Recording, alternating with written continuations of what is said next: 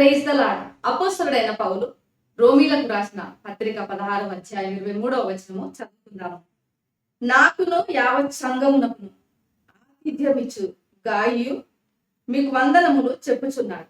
ఈ పట్టణపు ఖజానా దారుడగు ఎరస్తును సహోదరుడగు క్వర్తును మీకు వందనములు చెప్పుచున్నారు. అపోస్తలుడైన పౌలు గారు ప్రతి పత్రికను తను రాస్తున్నప్పుడు మొదట శుభవచనములు తెలియజేస్తాడు. ఏ సంఘానికి పత్రిక రాసినను, వ్యక్తులకు పత్రిక రాసినను మొదట శుభవచనములతో ప్రారంభం చేస్తాడు. చివర ఆయన వందన వచనములతో ముగిస్తాడు. ఇక్కడ కూడా 16వ అధ్యాయంలో మనం చూసినట్లయితే అనేక మందికి తను వందన సమర్పణ చేసినట్లుగా మనం చూడగలము. అందులో మనం ధ్యాన వచనంలో చూసినట్లయితే 3 వ్యక్తులు మనకు కనపడుతున్నారు. ఒకరు గాయు, రెండవ వారు ఎరస్తు, మూడవ వారు క్వర్తు. ఈ ఎరస్తును గురించి కొన్ని మాటలు మనము తలపోసుకున్నట్లయితే పౌలు గారు ఈ పత్రికను ఎక్కడ నుంచి రాస్తున్నారో మనము గమనిస్తే ఎరస్తు గురించి కూడా కొన్ని విషయాలు మనము తెలుసుకోగలము.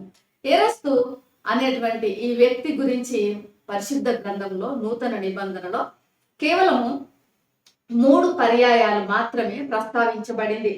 మొదటగా అపోస్తలుల కార్యాల్లో మనం చూడగలము 19వ అధ్యాయము 22వ వచనంలో. ఇక్కడ మన ధ్యాన వచనంలో చూస్తున్నాము. తర్వాత తిమోతికి రాసిన 2వ పత్రిక 4వ అధ్యాయంలో కూడా ఈయన యొక్క సందర్భమును మనము పౌలు గారు ప్రస్తావిస్తున్నారు. అయితే ఈ ఎరస్తు ఎవరు అని మనం ఆలోచన చేసినట్లయితే ఈయన కొరింథు నివాసిగా మనం చూస్తున్నాము. ఎందుకంటే పౌలు గారు తన యొక్క 3వ మిషనరీ ప్రయాణమును ముగించుకుంటున్నాడు. రోమా సంఘమును దర్శించాలి, నేను స్పెయిన్కు వెళ్తూ రోమా సంఘమును నేను దర్శిస్తానటువంటి ఆశను వ్యక్తపరుస్తూ ఇక్కడ పత్రికలో మనము చూడగలము. దాన్ని వ్యక్తపరుస్తూ రాస్తున్నాడు. అలానే తన యొక్క 3వ మిషనరీ ప్రయాణమును చేస్తున్నప్పుడు ఆయన ఎక్కడ ఉన్నాడు ఈ సమయంలో, ఈ పత్రిక రాస్తున్న సమయంలో అంటే కొరంతి పట్టణంలో ఉన్నారు. కొరంతి పట్టణము లేదా కెంక్రేయ నుంచి అయినా రాసి ఉంటారు. ఎందుకంటే కెంక్రేయ పట్టణస్థురాలైనటువంటి ఫీబే అమ్మగారితోనే ఈ పత్రికను రోమా సంఘమునకు పంపించినట్లుగా మనము చరిత్ర ద్వారా కూడా ఈ 16వ అధ్యాయం మొదటి వచనాలలో కూడా మనము చూస్తున్నాము. అయితే ఆయన కొరంతి నుంచే రాసి ఉండొచ్చు. ఎందుకంటే ఆయనకు గాయు అనేటువంటి సహోదరుడు ఆతిథ్యం ఇస్తున్నాడు తను ఉన్నంత కాలము. ఆయన కొరంతి పట్టణంలో ఉన్నాడు అనుకోవడానికి ఇంకా ఈ పట్టణపు ఖజానాదారుడు ఎరస్తు మీకు వందనాలు తెలియజేస్తున్నాడు అనే మాటని ఇక్కడ మనం చూస్తున్నాము. అంటే ఎరస్తు కొరంతి పట్టణంలో ఒక మంచి స్థానంలో, ఒక మంచి పొజిషన్ లో, ఆయన ఒక మంచి స్టేటస్ లో ఉన్నాడు. అంటే గవర్నమెంట్ పదవిలో ఆయన ఉండి ఉంటాడు. ఖజానాదారుడు అన్నప్పుడు సివిల్ సప్లైస్ అలాంటి మంచి పొజిషన్ లో ఆయన ఉన్నట్టుగా మనం చూడగలము. ట్రెజరర్ ఖజానాదారుడు అంటే అంత మంచి పొజిషన్ లో ఉన్నటువంటి ఎరస్తు దేవుణ్ణి ఎప్పుడు నమ్ముకొని ఉండొచ్చు, ఎప్పుడు పౌలు గారిని కలుసుకొని ఉండొచ్చు. అంటే ఆయన పౌలు గారు 2వ మిషనరీ ప్రయాణము చేస్తున్నప్పుడు శీలతో తిమోతితో ఆయన ఈ పట్టణంలో చేసిన పరిచర్య కాలంలో ఒకవేళ ఎరస్తు యేసుక్రీస్తుల వారి యొక్క సత్య సువార్తను వారి ద్వారా విని యేసయ్యను తన సొంత రక్షకునిగా అంగీకరించి ఉంటారు.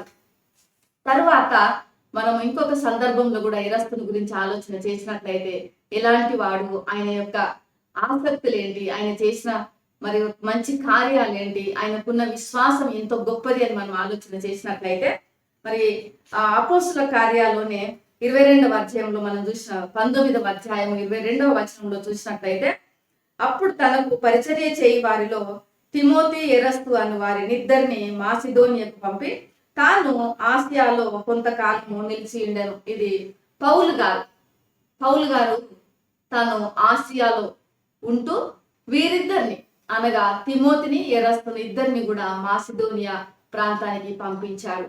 అక్కడ సంఘాలు యెరూషలేములో పేదలైనటువంటి విశ్వాసుల కొరకు కొంత మరి డబ్బును లేదా కొంత కానుకను వీళ్ళు సమకూర్చి తీసుకొని రావడానికి వారికి ఒక పనిని అప్పగించి పౌలు గారు పంపించారు.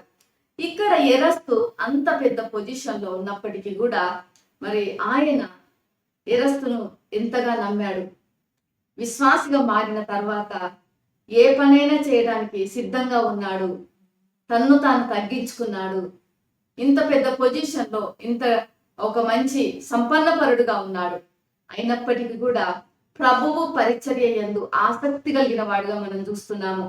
ప్రభువు పరిచర్యను ప్రేమించిన వాడుగా చూస్తున్నాము. ప్రభు పని నిమిత్తం తన్ను తాను తగ్గించుకొని ఎంతటి మరి రిస్క్ అయినా కూడా తీసుకోవడానికి సిద్ధంగా ఉన్న వ్యక్తిగా మనము ఇక్కడ ఎరస్తును చూస్తున్నాము. ఎందుకంటే ఆయన మరి తిమోతితో కలిసి మాసిదోనియా ప్రాంతాలకు వెళ్ళాడు. పౌలు గారు అప్పగించిన పనిని మరి చేశాడు. అయితే ఆ కానుకను మరలా మరి యెరూషలేముకు తీసుకొని వెళ్ళిన వారి యొక్క ఆ గుంపులో ఈయన లేడు, కానీ కొరింథీలోని నిలిచిపోయిన విధానంలో ఉండి ఉంటాడు. కానీ ఈయన అప్పగించబడినటువంటి పనిని నమ్మకంగా చేసిన వ్యక్తిగా మనము చూడగలము. ఎరస్తు ఆయన జీవితము ఒక ఉప్పు వలె మంచి సాక్ష్యం కలిగినటువంటి జీవితము. ఎరస్తు ఒక మంచి వెలుగు లాంటి సాక్ష్యం కలిగినటువంటి జీవితాన్ని ఈ లోకంలో ఆయన జీవించాడు. ప్రియమైనటువంటి వారలారా, ఆయన కుటుంబ నేపథ్యం మనకు తెలియకపోవచ్చు. ఆయన యొక్క జీవితంలో అనేకమైనటువంటి విషయాలు మనకు తెలియకపోవచ్చు. ఆయనను గురించినటువంటి అనేకమైనటువంటి మరి గ్రంథాలు లేదా మరి పేరాగ్రాఫ్లు కూడా ఆయన గురించి పుస్తకాలు రాయబడి ఉండకపోవచ్చు. కానీ మనకు తెలిసిన కొన్ని మాటలైనా సరే ఆయన జీవితంలో ఎన్నో మంచి ప్రాముఖ్యమైన విషయాలు మనం చూస్తున్నాము. మొట్టమొదటిగా ఆయన మంచి విశ్వాసిగా మారినాడు. రెండవదిగా ప్రభువు పని పట్ల ఎంతో ఆసక్తిపరుడుగా ఉన్నాడు. మూడవదిగా తన్ను తాను తగ్గించుకొని అప్పగింపబడినటువంటి పనిని నమ్మకంగా నెరవేర్చిన వాడుగా ఉన్నాడు. నాలుగవదిగా మరి టీం వర్క్ కూడా, అంటే మరి ఒక వ్యక్తితో కలిసి పనిచేయటం. టీం వర్క్ అంటే చాలా కష్టం. ఒకరి అభిప్రాయాలు ఒకరితో కుదరవు, ఏకీభవించలేరు. అయినప్పటికీ కూడా మరి తిమోతితో కలిసి పనిచేశాడు.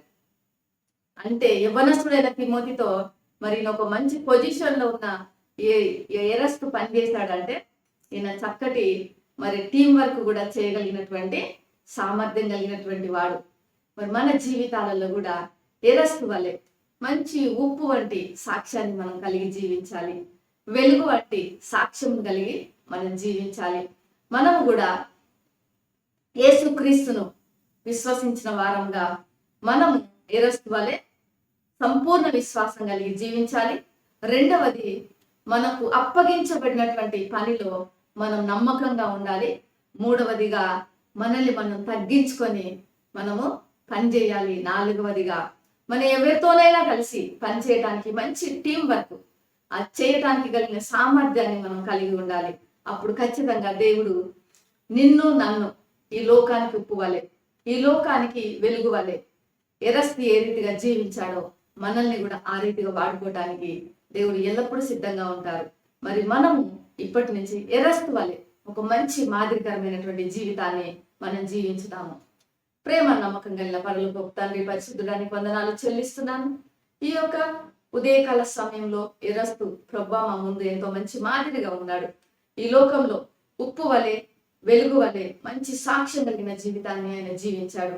మేము కూడా నేను వెంబడిస్తున్న వారముగా నీ పిల్లలంగా మేము కూడా మమ్మల్ని మేము తగ్గించుకొని సంపూర్ణ విశ్వాసం ఉంచి మాకు అప్పగింపబడిన పనిలో మేము నమ్మకంగా ఉండటానికి మీ కృపను దయచూపమని యేసు నామములో ప్రార్థిస్తున్నాను తండ్రి. ఆమేన్.